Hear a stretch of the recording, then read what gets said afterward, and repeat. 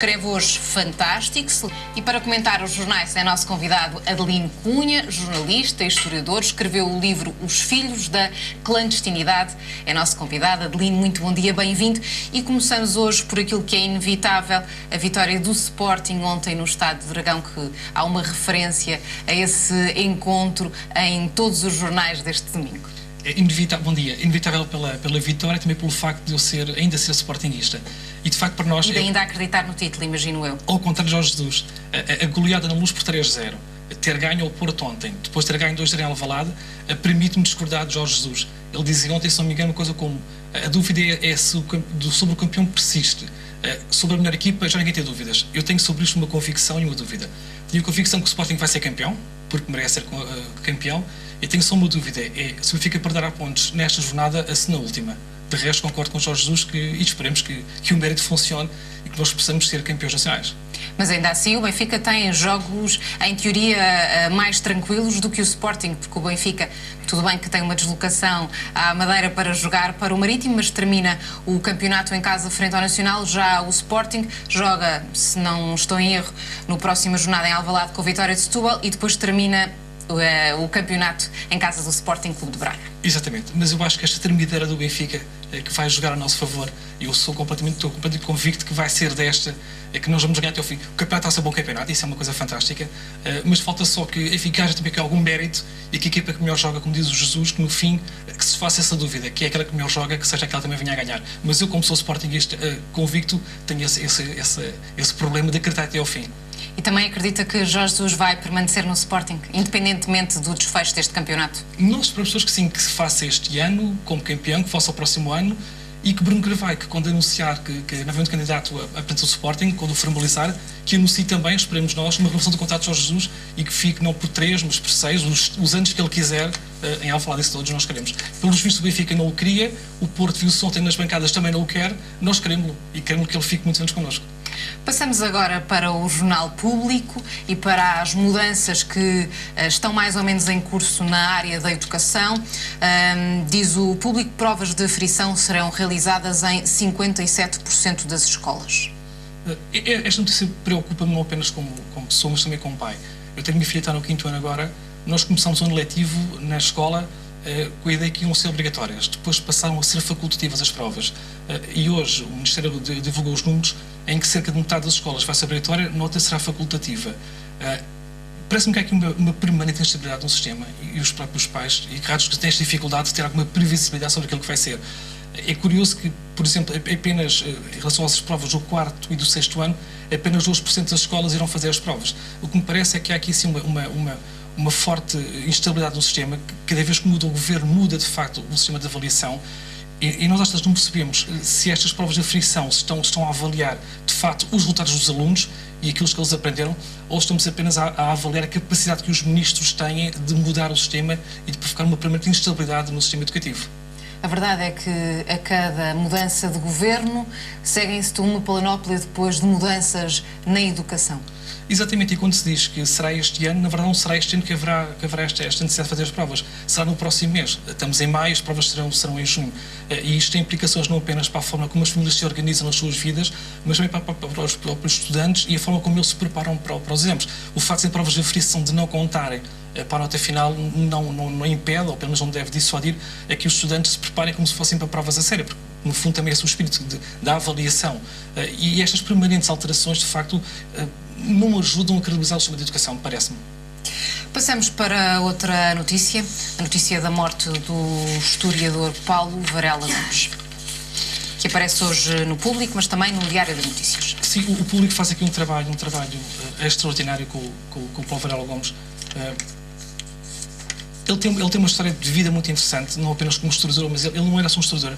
Ele foi historiador, foi também um romancista, foi investigador topo, e a forma como as pessoas se referem à obra dele, tanto como historiador como ficcionista, é notável.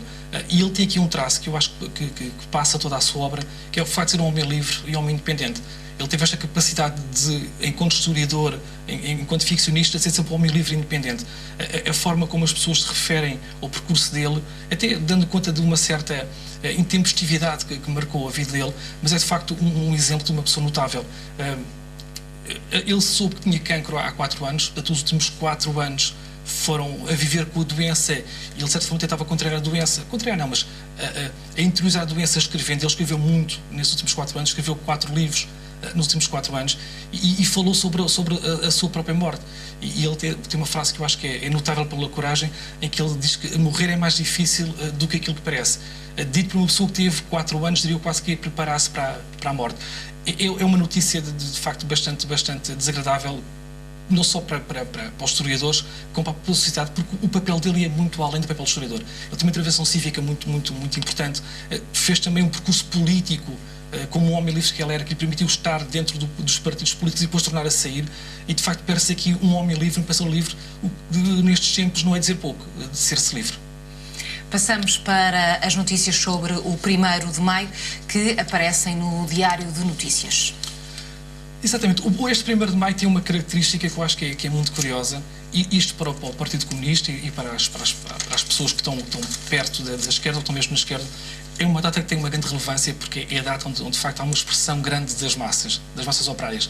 Se nós pensarmos em 74 ou em 75, em 74 temos o Partido Comunista no seu auge, no auge da Revolução. Lembramos todos de Álvaro Cunhal, está no 1º de maio, com um marinheiro ao lado dele, com um oficial do Exército, dando um bocadinho a toda aquela dimensão cênica da Revolução Comunista. Ao lado de Mário Soares, portanto, Mário Soares participou nesse 1º de maio. Houve quase que uma encenação entre a Revolução e o PS, no sentido de ser uma aliança quase que burguesa.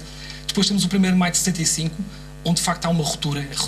O Partido Comunista veda a entrada, e o Mário Soares conta frequentemente esse episódio, veda a entrada da comitiva socialista no 1º de maio. Os socialistas depois saem e fazem uma grande manifestação ao longo de Lisboa, que termina no centro da cidade, e produz aqui uma ruptura muito significativa entre o Partido Comunista e o Partido Socialista. E agora é curioso assistirmos, 42 anos depois, este 1º de maio, em que temos uma aliança entre o Partido Comunista e o Partido Socialista. Do ponto de vista histórico, isto aqui é muito curioso, parece-me, porque António Costa, no fundo, fez aquilo que nunca nenhum líder do PS fez anteriormente, inclusive Mário Soares, que é fazer depender uma maioria do Partido Socialista do apoio aritmético do Partido Comunista. Portanto, vai ser muito interessante ver como é que esta dinâmica desta aliança vai continuar nos próximos meses, e esperemos que nos próximos anos, e que termine a legislatura. Mas esta comparação histórica parece bastante oportuna, tendo o 1º de maio a importância que tem para o Partido Comunista, e agora tendo em conta as circunstâncias de haver esta aliança entre o Partido Comunista e a burguesia, em linguagem marxista, representada pelo governo do Partido Socialista. Falemos agora do seu último livro, Os Filhos da Clandestinidade. E quem é que são eles, Adelino? Este livro, o título é curioso, porque este livro é um bocadinho filho deste livro. Eu tinha feito uma biografia de Álvaro Cunhal em 2010, e fiquei aqui com a percepção que havia aqui uma história do Partido Comunista que estava ainda por contar.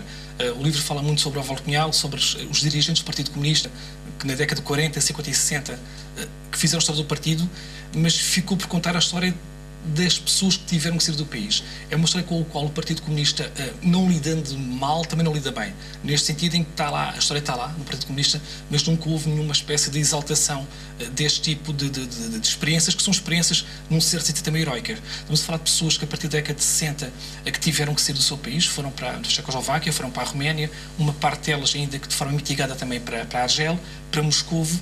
E o que eu quis fazer com este livro foi contar a história destas pessoas, não apenas dos dirigentes, mas também dos funcionários e dos filhos dos funcionários. Uma componente que este livro tem, embora não seja essencial, está muito presente, são os filhos dos dirigentes e de funcionários que foram colocados no civete quando tinham 2, 3, 4, 5 anos. Perderam o contacto com a língua, perderam o contacto com as famílias, e o que eu tento fazer neste livro é tentar explicar um pouco o que é que se passou com estas pessoas, como é que elas viveram esta experiência e como é que elas se reconciliaram ou não com esta experiência, que é uma experiência que é traumática, que é o exílio, e depois como é que o próprio Partido Comunista lidou com o fenómeno do exílio e como é que isto se insere naquilo que são as grandes dinâmicas do movimento comunista internacional. Na década de 60 temos a invasão da Checoslováquia, temos o surgimento do maoísmo e de todos aqueles movimentos nas franjas do Partido Comunista. O que este livro tenta fazer é isto, no fundo é contar mais histórias, o storytelling no sentido inglês, dentro das grandes metanarrativas da história, neste caso a história do Partido Comunista Português.